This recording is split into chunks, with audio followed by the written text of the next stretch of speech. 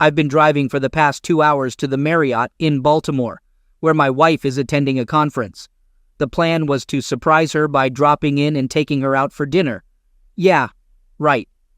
Over the last 3 months, I've had suspicions that my wife, Megan, might be having an affair with a coworker. Every time she went on a business trip, training session, or conference, it seemed she was getting back later than expected. Tonight, I aim to catch her in the act and bring it all to an end. Megan and I have been married for 14 years with 2 beautiful children, 12-year-old Sarah and 10-year-old Todd, currently staying with my mother. We got married right out of high school after dating during the last 2 years. Megan, with her long brown hair, slender figure, and strong facial features, was always bright and cheerful. Until about 3 months ago, I thought we had a strong marriage, but little things made me uneasy. I hesitated to confront her, fearing I'd appear paranoid or jealous. The conference that day was conveniently close, giving me the chance to drop in unexpectedly and potentially catch her in the act. At the hotel counter, I handed over my suit bag and introduced myself as Phil Jenkins. My wife Megan was attending the insurance conference in room 214, and she had informed me that I could pick up a key there. After confirming my identity, the clerk handed me the key, and I nervously made my way to the elevator. Questions raced through my mind about what to do when I caught her, how to approach the situation, whether to knock or walk in, and if she would be alone with the safety latch on. As I walked down the hall, I decided to use the key to open the door and see what happened next. Trying to be quiet, I unlocked the door, swung it open, and found Megan at a desk with her briefcase open, doing paperwork. She turned around with a gasp and expressed surprise at my unexpected presence. I explained that I had some spare time and thought I would drop in to take her to supper. Megan welcomed the idea and assumed I would be staying the night, expressing a desire for some company. Walking over, she gave me a big kiss. Realizing that my plan to catch her cheating had failed, I jokingly inquired about having a quick moment before dinner. Megan suggested a carnal gesture before her shower, promising a night of whatever I wanted afterward. Relieved that my suspicions were unfounded, I was glad I hadn't lost the woman I loved. We shared a brief carnal session, and with a big grin, Megan headed into the bathroom for her shower. I gathered myself and took a seat on the bed. Megan's toiletry case sat on the dresser, prompting me to check for aspirin to alleviate my driving-induced headache. No pills were found, but in the side pocket, something odd caught my eye. Slowly, I retrieved a pack of 6 contraceptives from the case, holding them in my hand as I sat on the bed. After Todd's birth, Megan switched to birth control pills that made her nauseous, leading to my vasectomy. Since then, we abandoned contraception, enjoying the freedom from contraceptives or pills. Now, the question arose, why were these contraceptives in her toiletry case? I'm not foolish. Swiftly concluding that my wonderful wife was indeed cheating, I felt uncertain about what to do next. Rummaging through her case, I found safety pins kept for clothing emergencies. Taking one, I carefully punctured a hole through the middle of each contraceptive, replacing them as I found them. While Megan was still in the shower, I contacted a friend at home. I informed Freddie that I needed him to do a favor for me, and he agreed without hesitation. I asked him to wait about an hour and then call me on my cell, explaining that a pipe had burst at the school and I needed to return urgently. I assured him that he just needed to make the call, as I would handle the rest. Freddie acknowledged the plan and promised to call around 7. Deciding I didn't want to spend the night with my wife, I regretted our previous actions and wished to avoid further complications. I would ponder on the drive home, aware that I had to take some action, though uncertain about what. As Megan emerged from the shower, I struggled to restrain myself from confronting her, burning up inside with a desire to retaliate against the woman who was my wife. I'm not a violent man, usually keeping my temper in check. I realized it was better not to let her know about my awareness of her infidelity. By the time we reached the dining room, I was thoroughly depressed. I suggested that Megan could order anything she wanted as it was on me. She responded that she wasn't very hungry and decided on a small fillet, suggesting a bottle of rosé to go with it. After placing the order, I couldn't resist probing a bit. I asked Megan if she was happy with our marriage, to which she replied affirmatively. She mentioned having a nice home, 2 great kids, and a husband who loves her, expressing that she couldn't ask for more. I shared my occasional doubts about whether I was doing everything to keep her happy, expressing my feelings of luck to have such a fabulous wife, and how I had to pinch myself to believe it was real. Megan reassured me, calling me a silly goose, and acknowledging that's why I had driven all the way down to see her. She expressed that she didn't think I had anything to worry about, as she was happy and content, and believed I was doing all the right things. She added that a woman couldn't ask for a better husband. Our dinners arrived, and we engaged in small talk throughout the meal. As plates were being cleared, my cell phone rang. I excused myself to the lobby to avoid disturbing other diners, and waited a few minutes before returning. I explained that my friend Freddie had called, informing me about a water pipe breaking at the school. I apologized, and mentioned that I really had to get back there as soon as I could, resulting in the cancellation of our planned night together. Megan's face displayed a look of disappointment, but I couldn't discern the authenticity of her emotions. It seemed that whether I stayed or left didn't matter to her, as one way or another, she was going to face consequences. While boarding the elevator, Kirk Langford disembarked and greeted Megan, mentioning that he had stopped by the room for supper but received no answer. He extended his hand, introduced himself as Kirk Langford, and expressed that Megan talks about me all the time. I explained that I had come down for the night, but had to return due to an emergency, and it was challenging to shake hands and feign a pleasant smile. As we rode up in the elevator, I addressed the nagging issue again with Megan, expressing my desire for her to quit her job and my discomfort with her working with Kirk. I emphasized that we had discussed this before, and it was crucial to me. Megan responded that she had no intention of quitting, enjoying her job and learning a lot from Kirk. She suggested that I needed to overcome my paranoia about Kirk and her. After a quick kiss in the room, I picked up my bags and left for the trip home. The entire journey home, I couldn't shake the thought of Kirk stopping by Megan's room after supper. By the time I reached the house, I was a wreck. I had developed hatred towards my wife for her actions. I wished I were adept at devising ways to catch cheating spouses, but I was dumbfounded. What could I do? I couldn't even figure out how to avoid closeness with her. Divorce was what I truly wanted, but lacking sufficient evidence left me defeated. My wife was unfaithful, and I knew it, but couldn't take any action. Unwilling to endure it, I sought help. 2 days later, Megan returned home with a gleeful demeanor, infuriating me further. Checking her bag, I found one contraceptive remaining, still with a hole. Saturday brought the Globies Insurance Company picnic, providing some enjoyment for the kids. I wasn't looking forward to the day, suspecting some colleagues were aware of the situation. I felt somewhat exposed, trying to keep a low profile to avoid becoming the target of crude jokes. Perhaps I was a bit paranoid, but I couldn't help it. Megan enjoyed herself, socializing with Kirk and others, and although they weren't engaged in any carnal gestures, they were undeniably close.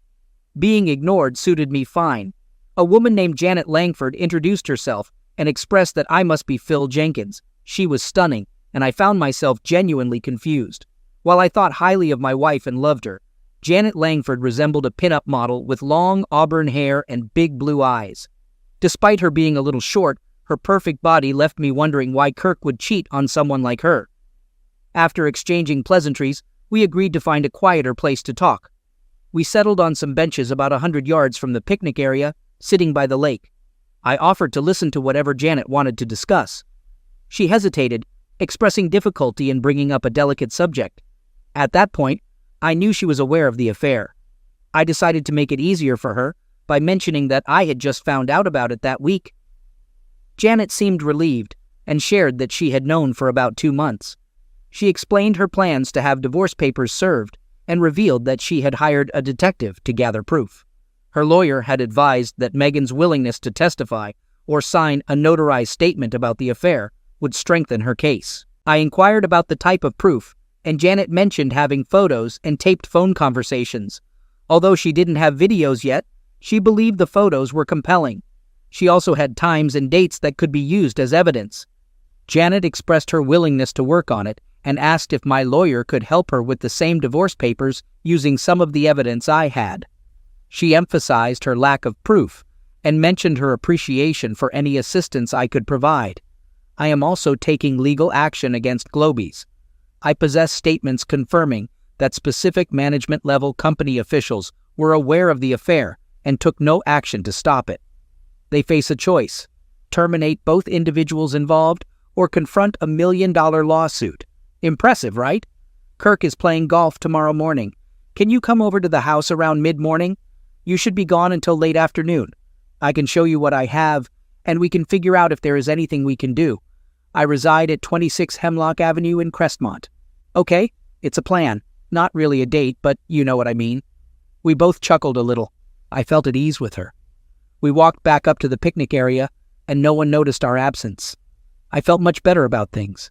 Maybe this whole mess could be resolved. I sure hope so. As expected, the next morning, Megan informed me she had some shopping to do and would be gone for a couple of hours after she left. I dropped the kids off at my mom's and headed to Crestmont. Janet greeted me at the door, and we entered the den. A nice leather couch adorned the room, and on the table in front of it was a large computer monitor displaying an image of an empty motel room. She gestured for me to sit down and offered beer, soda, and wine. I chose regular soda, specifically Pepsi. I asked Janet to share what was going on. Janet explained that in a few minutes, we would be watching her husband play a round of golf live and in full color. She anticipated that I might recognize the caddy accompanying Kirk. When I questioned how she arranged this, Janet disclosed that it cost her $400 to set everything up, and Kirk would cover the expenses. She expected the session to last about 2 hours, so she encouraged me to get comfortable. She mentioned having popcorn and nachos, and added that she would obtain a DVD of the entire session, gladly providing me with a copy. While she admitted not wanting to see the events unfold, she also expressed that she wouldn't miss it for the world, declaring, "Let the show begin." We engaged in small talk for about 20 minutes, during which Janet shared the information she had collected about the affair, including photos, tapes, and documents. The details she provided left me both amazed and crushed, confirming Megan's actions. Surprisingly, Janet revealed having 3 large koi ponds in the backyard. I expressed interest in bringing the children over to see them, and she seemed pleased. Just then the monitor showed activity, and as predicted by Janet, Kirk and Megan entered the room, immediately undressing without engaging in small talk or foreplay. The video was clear, though the sound was a bit garbled. I felt uneasy watching my wife and her husband engaging in carnal activities with a stranger on the couch. Janet remarked, "Wow, you don't see a body like that very often." I managed to smile, but didn't know how to respond. In fact, watching my wife in that situation left me speechless. The experience became increasingly uncomfortable. I finally addressed Janet, expressing my discomfort and asking if we had to watch all of it. I assumed she wasn't interested in continuing to watch either. Janet confirmed that she wasn't really interested, and we decided to discontinue the viewing. To be honest, witnessing my wife engage in carnal activities with another man is somewhat unpleasant, and I feel a bit uneasy watching it with you beside me. However, the entire event is being recorded, which is all we need for the lawyers, and we don't necessarily have to watch it. I can't say I derive any enjoyment from it, and the plot seems quite predictable. Are you planning to head home or something? Well, actually, I was hoping you could show me your koi ponds. I think that would be much more interesting than 2 hours of huffing and puffing. Her eyes lit up simply because I had shown an interest in her hobby. As we walked to the back of the house, Megan reached her first climax, and I couldn't help but think I was going to have a more enjoyable afternoon than my wife. The 3 fish ponds were fantastic, and I was particularly intrigued by the pumping and filter systems, given my background as a plumber before working at the school. Kirk didn't assist her with her hobby at all, and she had to hire people for pipe or pump work. I offered to help her anytime Kirk was playing golf, not with any romantic intentions, but simply to learn more about the koi ponds. Spending time with her was an added bonus. After a few quickly passing hours, we returned to the house. The motel room was empty, signaling it was time for me to go home. Janet promised to call when Kirk had another golf game, so I could visit with Sarah and Todd. The next few weeks were challenging. Each time Megan took a shower, I would check her bag to find a new supply of contraceptives. I couldn't fathom when she found the time to use them all. I kept a safety pin on my keychain, ready to puncture them any day now. I anticipated Megan might have to make a surprise visit to her sister. On evenings following Kirk's golf games, the kids would excitedly recount their visit to the koi lady, showing Megan pictures of the fish they drew and sharing the names they gave them. She never connected Kirk's wife to the koi lady and seemed relieved that I could keep the kids occupied while she was otherwise engaged. I made 2 more attempts to persuade her to quit her job and end the involvement with Kirk. Both times, I received the same rejection, with the second one being particularly unpleasant. I also started making excuses to avoid closeness with her, and she responded with digs about my masculinity. It stung a bit, but it made everything I was doing easier to justify. Finally, on a Tuesday night, she dropped a bombshell, expressing that she had been feeling really stressed lately. Megan suggested taking a few days off from work to visit her sister for about a week. She acknowledged my efforts with overtime and late nights, and thought it would be a good idea for me to relax while she was away. Megan believed that a trip to my sister's would be much better than spending a year with a shrink. She encouraged me to have a good time, assuring that she would take care of everything. Megan was glad that I understood the necessity of the extra work for the good of the family, but expressed a concern that she might have overdone it. I struggled to sleep that night, preoccupied with the tasks awaiting me the next day. I was relieved that the moment had finally come. Megan's sister Nancy and her husband Brad lived about 3 hours away. Brad, while an okay guy, could be a real idiot, especially when Nancy called the shots. Interestingly, their town had 2 termination clinics, and I had gathered the names, addresses, and operating hours for both. I even familiarized myself with the terms of agreement required for services at each clinic, noting the 2 days cooling off period they both mandated. Assuming Megan's first appointment was on Wednesday, the earliest she could schedule the procedure was Friday, giving her a few recovery days before returning home.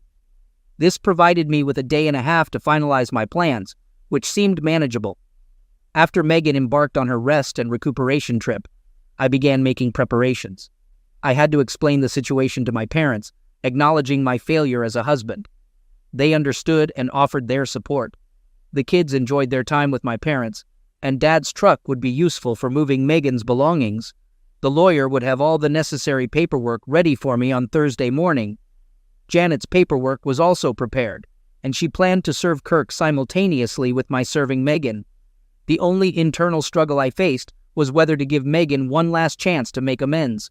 Though I held little hope, Dad and I spent the rest of the day packing Megan's things. On Thursday morning, after a 3-hour drive, I reached the first clinic, only to face disappointment. This left me with one more option: the Family Planning Center.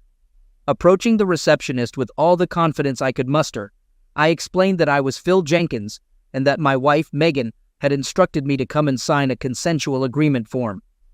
When the receptionist inquired about the form's specifics, I admitted not knowing the exact name, but mentioned that it was a form stating I understood everything, agreed with it, and wouldn't pursue legal action. The receptionist confirmed Megan's identity and mentioned that her sister had signed for her, but my signature would be better. She checked the computer for a few seconds, then retrieved the file. I seized the opportunity and signed the form just below Nancy's signature. Noticing that the procedure was scheduled for Friday morning at 11 a.m., with the requirement to be there an hour early, I inquired about any remaining payments. I took out my checkbook and placed it on the counter. The receptionist assured me that Megan had already paid the full amount of $800 in cash, and there was nothing else due at that time. I expressed my gratitude for her help and mentioned that it made the process a lot easier. The reception I received upon arriving at Nancy and Brad's place was overwhelmingly insincere, bordering on comical. Megan initiated the conversation, expressing surprise at my presence and asking what I was doing there. I responded by explaining that Mom and Dad wanted to keep the kids for a few days, so I took some sick leave and decided to visit them. I mentioned that I needed to unwind a little too. The room fell somewhat silent, and I sensed the wheels turning in everyone's heads. I had put them on the spot, and now they had to find a way out of it. I observed Nancy nod to Brad, signaling him to join her in the kitchen. Megan engaged in casual conversation about various topics. After a few minutes, Brad returned to the room with a suggestion. He proposed taking the day off the next day, borrowing his buddy Jack's bass boat and spending the day on the lake to ensure we wouldn't be bothering the ladies. I agreed, expressing that a day drifting on the lake would make all my worries disappear. I suggested checking if Jack could join us, and Brad agreed to get everything set up. Everyone seemed relieved with how things unfolded. We had an uneventful dinner and spent the rest of the evening chatting about various topics. However, there was no closeness that night, as Megan didn't want her sister to overhear. Early the next morning, Jack was waiting with the boat, and Brad prepared lunch while stocking the cooler with beer. We engaged in conversation while loading the truck and the boat. Brad asked if I was getting into the truck as I stood by the passenger's door. I informed him that I had decided not to go and suggested that he make the most of the day because facing Nancy for the next few hours wouldn't be pleasant. Brad spent about 5 minutes trying to persuade me to go until I had to get firm. After a couple of well-placed swear words and some physical threats, Jack and Brad took off. I went inside, poured myself coffee, and turned off Nancy's cell phone. Then I called my dad, who was always up early. We chatted for about 2 hours, ignoring the constant call-waiting tones. Brad must have tried reaching Nancy for hours. As Nancy and Megan got up, I said goodbye to my father and braced for the impending confrontation. I cleared the missed calls on the landline and turned Nancy's cell phone back on. In less than 2 hours, Megan and Nancy needed to be at the family planning center. In about 5 minutes, I would face 2 furious women. I finished the first pot of coffee, so I brewed a new one for my wife and her sister. Megan exclaimed, questioning why I was there. I explained that I wasn't in the mood for fishing, so I decided to stick around with them for the day. I suggested finding a nice place for lunch together, mentioning that I had to leave that night and didn't want to spend the day with Brad and Jack on a boat. Megan rejected the idea, stating that she and Nancy had plans for the day and preferred to go by themselves. She emphasized that she could go out with me any time, but she only got to see Nancy a couple of times a year. Additionally, she pointed out that I would be there all week. I tried to convince Megan, expressing that she could spare me at least half a day since I had driven all the way down there. I suggested she could have the rest of the week for her sisterly activities. Nancy left the room, dialing a number on her cell phone. Megan sat in a chair, appearing defeated as if pounded by a truck. We could hear Nancy screaming at Brad over the phone, as if he had committed the crime of the century. I felt sorry for the guy, but he married her. Megan expressed that she and Nancy didn't want me tagging along for the day, emphasizing that they had their plans set, and it didn't include me. I agreed to hear their plans for the day and decide whether I was interested or would find something else to occupy my time. I expressed my confusion about the situation since they had the entire week, and I only had that day. I jokingly asked if they were meeting some guys. Megan clarified that they weren't meeting any guys, but planned to do some shopping for carnal items like bras, underwear, and hot nightgowns. She explained that these were items they didn't want guys around gawking at while they were trying them on. I suggested that most of those shops were in the mall, and I could keep myself busy doing other things while they used the dressing rooms. I offered to tag along and stay out of their way, assuring them that they wouldn't have to worry about entertaining me during lunch. I promised to take them to someplace fancy to make up for the trouble I caused. At that moment, Nancy stood in the doorway, glaring at me without saying a word. Megan could see that she wasn't going to be able to reason with me and seemed ready to give up. Both were still in their housecoats, and eventually Megan stood up. Megan stated that she had to go get dressed and left the room. Nancy, looking at me, called me a real bonehead before following Megan upstairs. About 20 minutes later, the light on the landline phone illuminated, indicating someone upstairs was making a call. The clock was ticking, and they had an hour to get to the center. I considered my next move if they tried to leave without me, planning to follow them and make sure they knew it. However, I didn't believe they would attempt that. After 20 minutes, both of them came down the stairs. Megan informed me that it was time to go shopping, adding a bit of an attitude. Surprisingly, it was a bit easier than I thought it would be. I speculated that the upstairs phone call was likely to the family planning center, possibly to reschedule the appointment. Since I said I was leaving that night, they probably figured the best way around the problem was to just wait until I left. I wasn't trying to stop Megan from getting the termination, but I wanted to make it more difficult for her. I insisted on taking my car because I wanted to drive. I didn't want them ditching me somewhere a few miles from the house. I pulled into a service station. I filled up the gas tank, checked the oil and water, and cleaned the windshield. It was the most time I ever spent servicing my car. They both just sat fuming. When we arrived at the mall, I parked far out so we'd have a good walk. Once we were in the mall, I pretty much left them alone. I kept an eye on them but really could care less about what they were doing or buying. They didn't seem to be having any fun. They spent most of the time talking to each other and making gestures. They bought a few things just to show me they had been shopping. I tried to stay hidden but still keep them in sight. There was definitely some serious discussion going on. The time for the appointment passed. I had succeeded in delaying the inevitable. I knew she was still going to get the procedure, so I had no intention of interfering any further. Shortly after noon, they came back to the center court of the mall, where I said I would meet them. We went to the Olive Garden for lunch and got back to the house around 2 p.m. There wasn't much conversation during lunch or on the drive home. I was smiling to myself the whole time. I knew these two were upset with me right now, and I didn't care. What a wonderful feeling. I grabbed a beer and relaxed on the sofa. Brad finally arrived, and for about 30 minutes, Nancy verbally berated him. He managed to slip out and disappeared for a couple of hours, returning by supper time.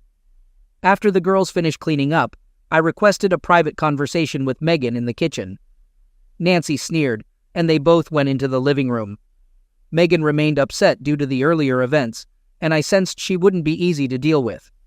I got straight to the point, expressing my desire for her to quit her job and stop seeing Kirk Langford.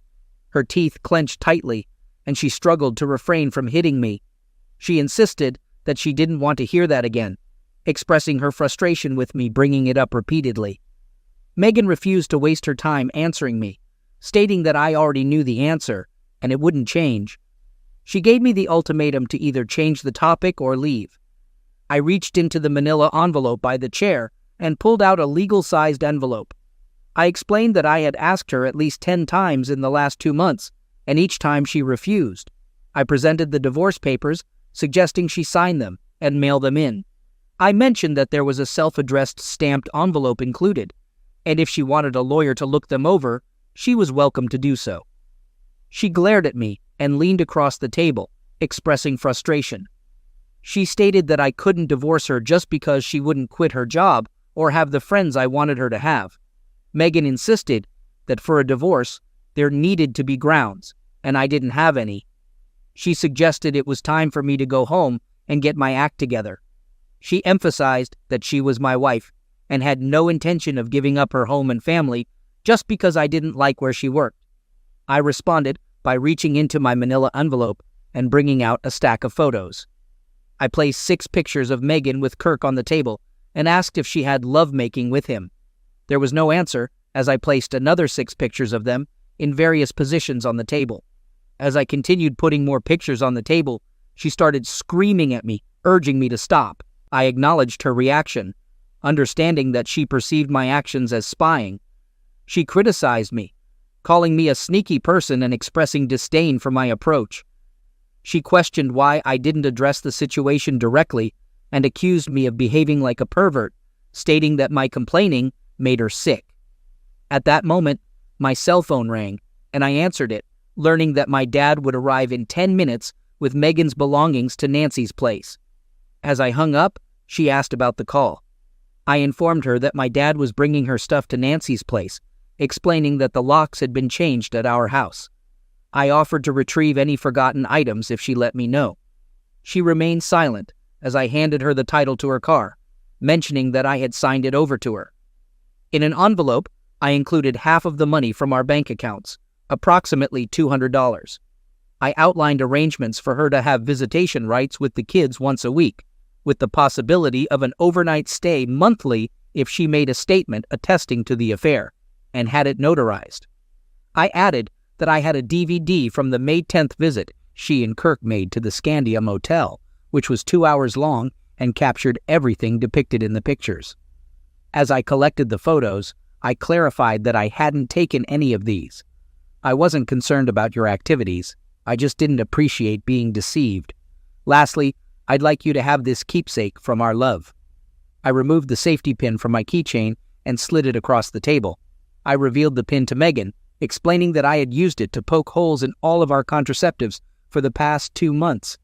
I mentioned that she had used 48 rubbers in the last 2 weeks alone, and Kirk had been more fortunate than I ever dreamed of being.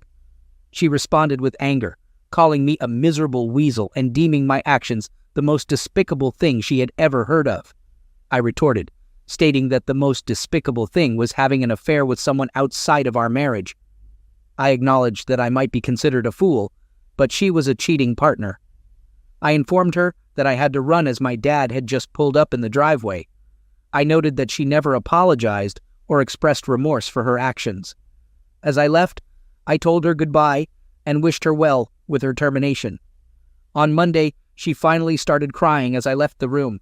Nancy rushed in to comfort her, and Brad followed me out to the front porch.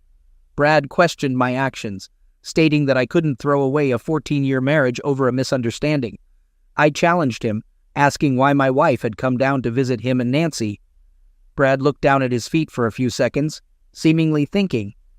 Eventually, he apologized and offered to help me unload the truck. We finished unloading in about 10 minutes while Megan continued crying in the kitchen. I didn't know what she was crying about, and frankly, I didn't care. Kirk and Megan were both fired from Globies the next week. Megan refused to sign an affidavit. The lawyer said he had a strong enough case without it. I didn't hear from my loving wife at all. After that night, she did not come to see the children. They didn't seem to mind because they were forming a good bond with Janet. We spent a lot of time together as a family. Mostly, there was no lovemaking or even talk of it. We were not going to do anything that might jeopardize the divorces.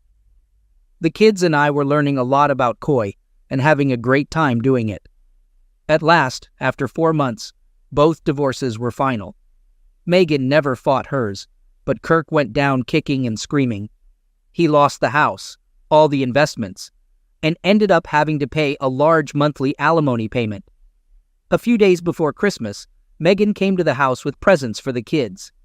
I was polite and didn't do anything to ruin the holiday spirit. She stayed for about 2 hours and then left as quietly as she came. Nothing was said between us about the divorce or the affair. I put the house up for sale, and 2 months later we moved in with Janet. Kirk took a job in Omaha, and Megan went with him for months. Later, Kirk disappeared and didn't tell her where he was going.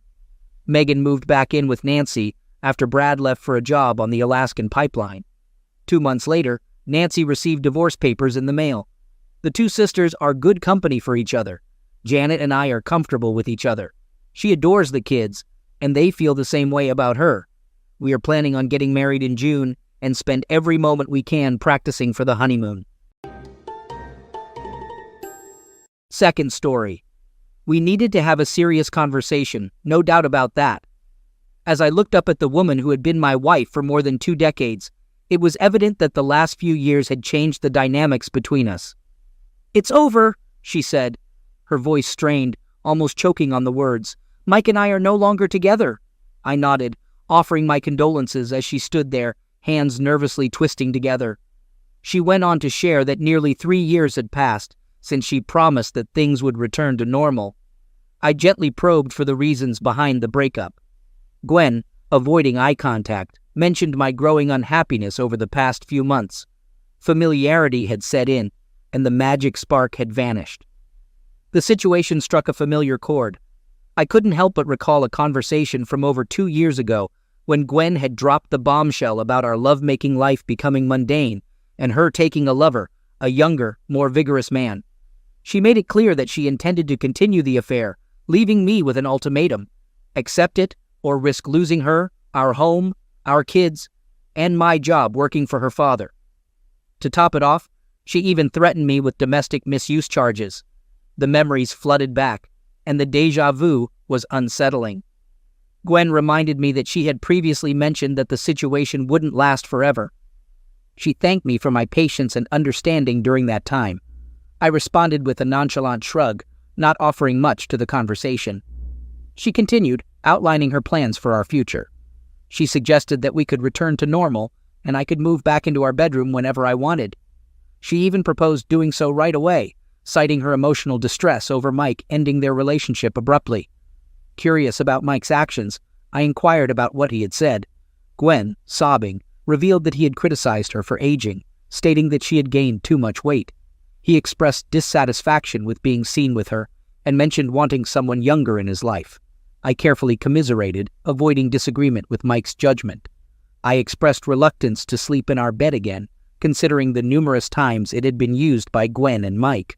Gwen insisted that she never had Mike over when I was at home, referring to the times I was at work or away on business in France. She suggested getting rid of the old bed and buying a new one the next day. I sarcastically mentioned that a new bed might be nice, and an awkward silence ensued. Eventually, Gwen enthusiastically promised to make it up to me, acknowledging that we hadn't been carnal for over 2 years. She assured me that things could easily return to how they used to be. I questioned if it could truly be the same, and Gwen, gaining confidence, affirmed that it could. She expressed optimism about us getting back to how things used to be. I questioned whether we could pick up from where we left off, considering the embarrassment I faced in front of our family and friends. I mentioned how I stopped going to the village pub to avoid seeing my friends, knowing that Gwen and Mike frequented it. Gwen apologized, acknowledging that her actions may have been thoughtless. She justified her behavior by stating that everyone knew about her affair with Mike. She hinted that my comparisons of Mike's prowess in bed to mine contributed to the situation. I reminded her of the hurtful comments relayed to me by their friends. She insisted that Mike wasn't better, but just different and more exciting than our lovemaking life had become. Despite my understanding, I expressed reluctance to easily return to our bedroom, citing the damage to my male ego. Gwen suggested a weekend trip to Brighton, staying at a familiar hotel and driving my classic Jaguar XK 140. I commented on the difficulty of returning to our old carnal routine. I shocked her by revealing that I had sold the Jaguar a year ago, highlighting how little attention she had paid to my life. She was taken aback, expressing disbelief that I had sold the beloved car I had spent hours renovating. I informed her that we couldn't buy it back, and she suggested using money from the company or her trust to get another one. I declined, emphasizing that it wasn't for sale and questioning where the money would come from. I informed Gwen that she had signed away the trust money 5 months ago, explaining that the funds were used for our children's house deposits. She seemed surprised and asked if that was where the money came from. I responded, stating that I did inform her, including my decision to sell the Jaguar. I mentioned that she was preoccupied with her affair and the microphone during that time. Gwen inquired about the family company's financial status, and I confirmed that the company was fine, but no longer owned by us. She seemed oblivious to the recent paperwork finalizing the deal. Desperate to understand our financial situation, Gwen asked about the sale of the business and whether we were still rich. I let her stew for a while, allowing her to reflect on the changes that occurred while she was engrossed in her affair with Mike. I then revealed that her share from the sale of the business would just about cover the mortgage on the house. Confused, she asked about the mortgage, indicating her detachment from financial matters. I clarified that I had spent my half on a 45-foot sailing yacht, as I had taken early retirement, and planned to spend my days sailing the seas. Gwen expressed her dismay, stating her hatred for boats and the sea. I acknowledged her feelings, but emphasized that there was no room for her on the boat anyway. She demanded an explanation, wondering why there wasn't enough room for her on such a large boat, seemingly reconsidering her dislike for the sea. I explained to Gwen that the sailboat was designed for just 2 people, including the deckhand I hired recently. Despite this, she insisted that she could still accompany me, suggesting exploring the Mediterranean or sailing to the south of France, reminiscing about the enjoyable time she had there with Mike last year. I interjected, mentioning that there was only 1 cabin on the boat, more or less true. She loudly repeated her surprise about the single cabin and questioned the whereabouts of the deckhand. I revealed that the deckhand was a woman who had been sleeping with me for some time. Upon learning that the deckhand, Giselle, was a 28-year-old French blonde, skilled in boat knowledge, cooking, and passionate in carnal matters, Gwen burst into tears. The next day, I left for France to join my boat and Giselle, leaving Gwen still sobbing. It took some time, but my plan was coming to fruition. I hadn't informed Quinn about the 6-bedroom villa I had purchased nearby with the money I had saved before selling the company. I looked forward to enjoying the pool and playful moments with Susie, who had a penchant for not wearing the top half of her bikini. I also anticipated the joy of opening the garage doors, where my old Jaguar XK140 had been sitting alone for too long. It would soon be taking Giselle and me to a familiar French restaurant down the coast. As for Mike, he experienced misfortune when he was mugged outside his favorite bar, suffering injuries including 5 broken ribs, busted kneecaps, and the loss of his purse and one of his testicles. It seemed the tables had turned, marking the end of his happy days.